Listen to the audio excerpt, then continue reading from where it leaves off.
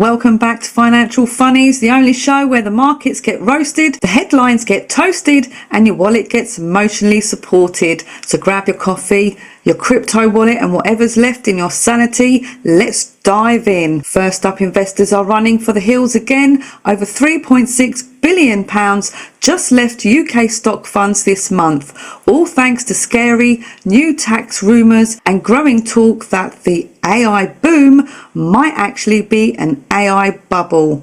People love robots until the robots start costing trillions. Meanwhile, SoftBank cashed out its $5.8 billion stake in Nvidia, probably just to stop biting their nails every time the market opens. And JP Morgan says the world's next big investment opportunity is AI infrastructure, which could cost $7 trillion. That's trillion with a T, as in too big to understand. The big money crowd is nervous. Expect less hype, more caution, and a lot of quiet portfolio rebalancing before the year ends. Next, across the pond, the Bank of England is hinting at a December rate cut because the economy is looking tired and needs a little nap. The FTSE 100 is chilling near records high, mostly thanks to oil and mining companies doing the heavy lifting. And Google just dropped 5.5 billion euros on new data centers in Germany because even the cloud needs an upgrade. A rate cut might make loans cheaper and businesses happier, but inflation still hasn't gotten the memo. Don't celebrate too soon. Moving on, in the US, President Trump says the government shutdown might finally end. Good news for anyone who works for the government or likes getting mail. Meanwhile, SoFi became the first national bank to offer crypto trading. Robinhood is calling crypto global financial infrastructure. And XRP fans are back chanting to the moon. If the shutdown ends, markets will cheer, but let's be honest, crypto is still that one friend who swears they've changed. But you don't give them your wallet just yet. And flying over to commodities, gold shines, copper wines. UBS says gold could hit $4,700 an ounce as investors panic their way to safety. When the world gets shaky, gold gets shiny, is at multi-decade lows, meaning copper's looking cheap, and if construction picks up, then metal could finally have its glow up moment. And in Zimbabwe, over 700,000 miners are literally striking gold the old-fashioned way, with shovels, not blockchains. Gold's the steady favourite, copper's the sleeper pick, and crypto might need to sit this one out. Next stop, power plays and propellers. China says it's ready to work with the US to keep supply chains stable, which is diplomatic code for let's not wreck Christmas shipping again. Iraq's army aviation is airlifting election materials from remote areas to Baghdad. Democracy with rotors. And Vietnam is quietly becoming the new manufacturing superstar as companies shift production from China to save costs and dodge trade wars. Asia's economy is flexing. Expect Vietnam and India to keep rising, whilst the US and China do their slow motion tango over trade.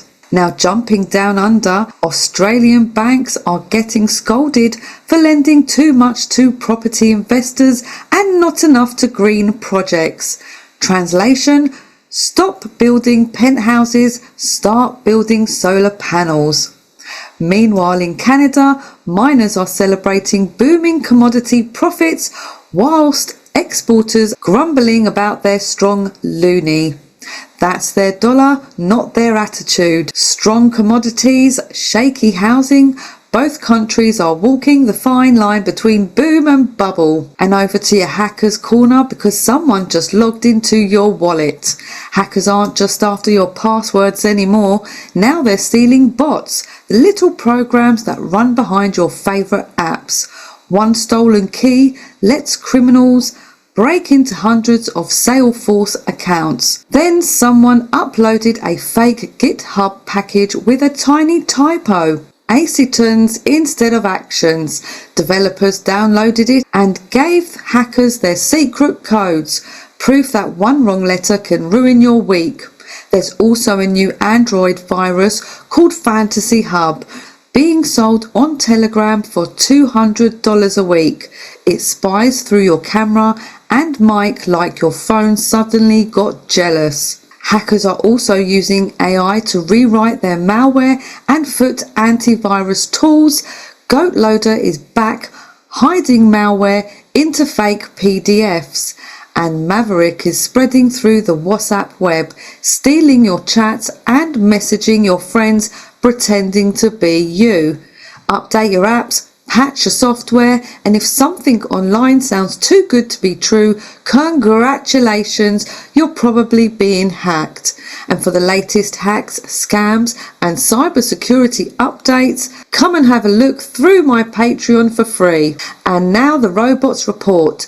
AI legend Dr. Fifi Lee, known as the godmother of AI, says the next big breakthrough will come from spatial intelligence, basically teaching AI to understand the real world in 3D. Right now, chatbots can talk, but they can't see. Spatial AI would give machines real-world reasoning, the ability to understand motion, distance, and cause and effect. Her team, along with Google and Tencent, are racing to create world models, AIs that can imagine and predict 3D worlds. This teach could revolutionize robotics, science, and even medicine. We're getting closer to AI that not only talks but also thinks and moves. Just pray it doesn't learn to trade crypto or we're all out of a job. Next up, Standard and Chartered has teamed up with startup Finmo to launch global currency accounts, letting businesses move money globally, instantly and without tears. It powered by APIs. Think of them as financial fast lanes that make banks actually work like 2025. Old school banks are finally waking up. Expect more fintech partnerships like this one as institutions race to stay relevant in a digital first world. Next, new data reveals Australia's big four banks have lent around $43 billion to fossil fuel projects over the past decade. That's not great for their climate report cards. Environmental groups are fuming, investors are sweating, and the banks are promising to go green soon. And I'm promising to stop eating pizza soon too. Climate risk is becoming financial risk.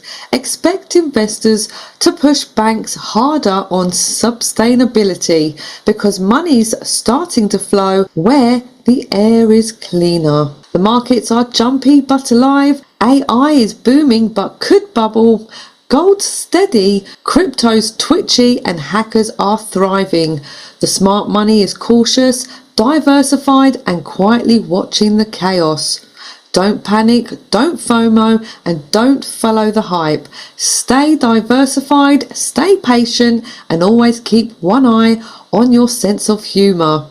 And that's a wrap for today. Remember, the markets may move fast, the headlines may spin, but your best investment is still a good laugh. Until next time, keep your money smart and your humour sharper. And a special shout out to Zara and Christine. You two prove that laughter still gives the best return on investments. Have a wonderful day, guys. See you over on Charlie Ward's Daily News. But for now, bye bye.